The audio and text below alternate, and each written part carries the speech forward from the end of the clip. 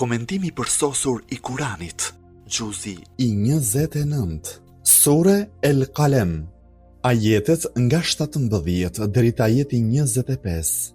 Inna balawnahum kama balawna ashabal janna idh aqsamu layasrimunha musbihin wala yastathnun فطاف عليها طائف من ربك وهم نائمون فأصبحت كالصريم فتنادوا مصبحين أن اغدوا على حرثكم إن كنتم صارمين فانطلقوا وهم يتخافتون ألا يدخلنها اليوم عليكم مسكين وغدوا على حرد قادرين.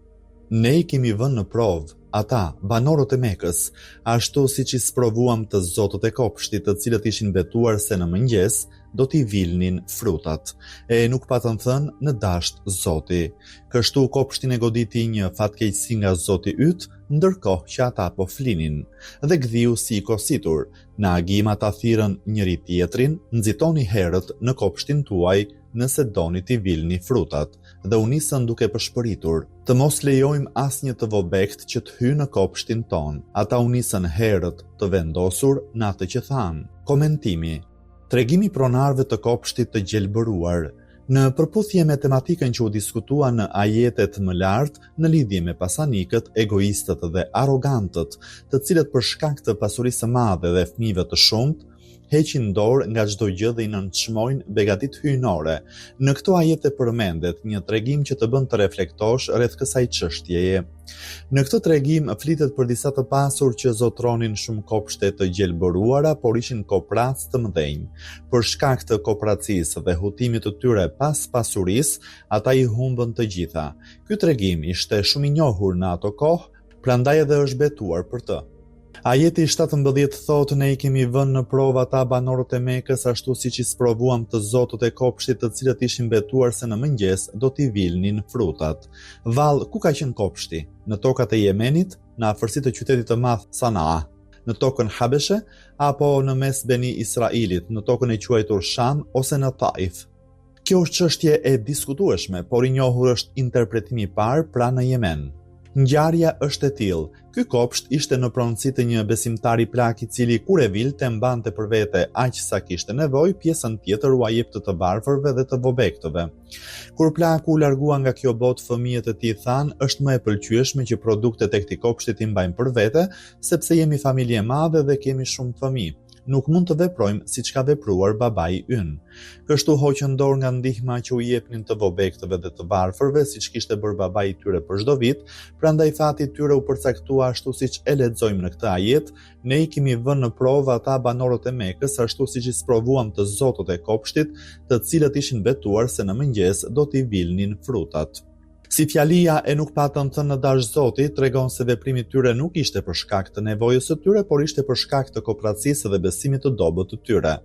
Njeriu, sado që nevojtar të jetë, një pjesë të produktit të kopshtit të vet, mund t'ua jap të varfërve dhe të vobektëve.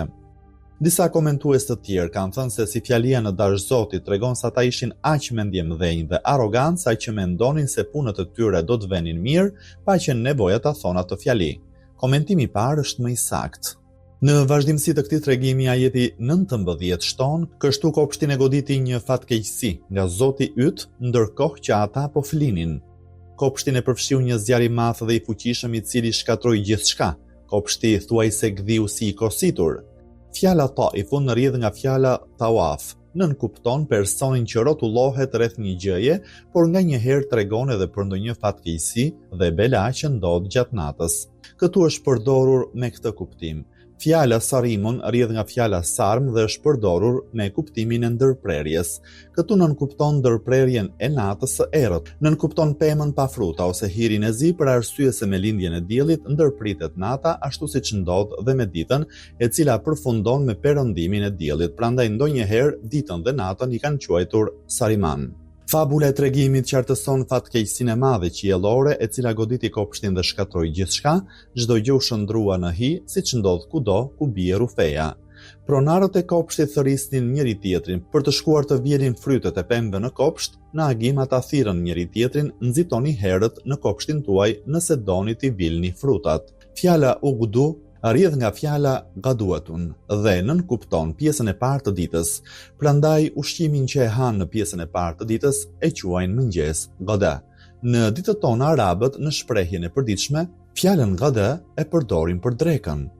Bazuar në premisat e lartë përmendura dhe unisën duke përshpëritur të mos lejojmë asnjë të vobekt që të hyjë në kopshtin ton. Flisnin me njëri tjetrin me zë aq të ulët saqë askush nuk i dëgjonte bisedat e tyre. Këtë e bënin që ndonjë i varfër dhe i vobekt të mos dëgjojë dhe më pas të shkojë të vjel një pjesë nga prodhimet në kopsht për veten ose familjen e tij. Kështu kuptohet që për shkak të veprave të mira të babait të tyre, një grup prej të vobektëve dhe të varfërve për gjatë gjithë vitit prisnin që kur të arrinte koha e vjeljes së pembe, të përfitonin diçka edhe ata. Prandaj këta pronar kopraca dhe të pashpirt flisnin aq qetë me njëri tjetrin në mënyrë që të mos i dëgjonin të varfërit, të cilët mezi e kishin pritur atë ditë. Kështu të vendosur në qëllimin e tyre, ata u nisën drejt kopshtit, ata u nisën herët të vendosur në atë që thanë. Fjala herdun është përdorur me kuptimin e parandalimit të shoqëruar me zemrim dhe ashpërsi.